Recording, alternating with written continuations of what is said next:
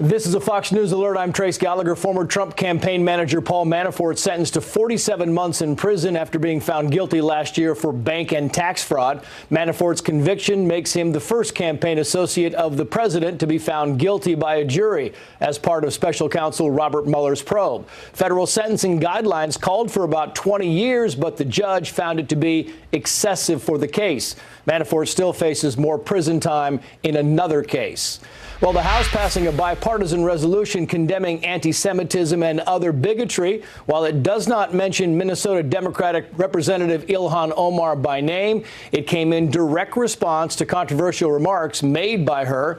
Last week, Omar made remarks claiming pro-Israel lawmakers were pushing an allegiance to a foreign country.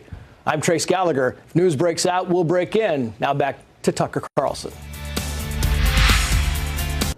Last month, the residents of Martin County, Kentucky, received an ominous warning on Facebook from their sheriff, John Kirk. Here's what the message said, quote, "Law enforcement as we have known for the last 4 years will not exist. We are broke. Lock your doors, load your guns, and get you a barking, biting dog. If the sheriff's office can't protect you, who will?" That's real. Imagine hearing that from your own sheriff, from your own government. In Martin County, Kentucky, the median household income is $18,000 a year.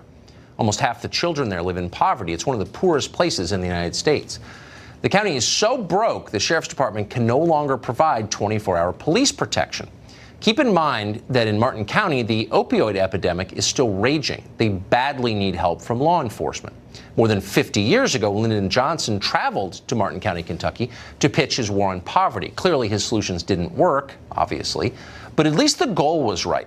LBJ wanted to improve America. That was laudable. That's the point of running America, to improve it. Our current leaders, not interested, not even a little bit. How do you know?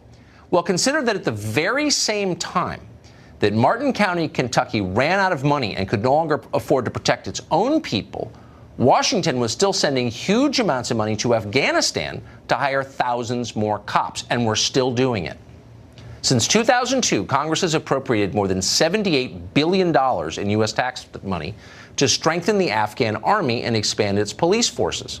Even now, Afghanistan's cops are getting about $1 billion a year, most of which, of course, is completely wasted, as is most money we send to Afghanistan.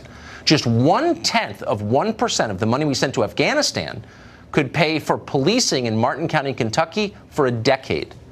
Apparently that has not occurred to Max Boot or Bill Kristol or anyone else making foreign policy in Washington. They care about Afghans far more than they care about you. At least they're not subtle about it. The message, unmistakable.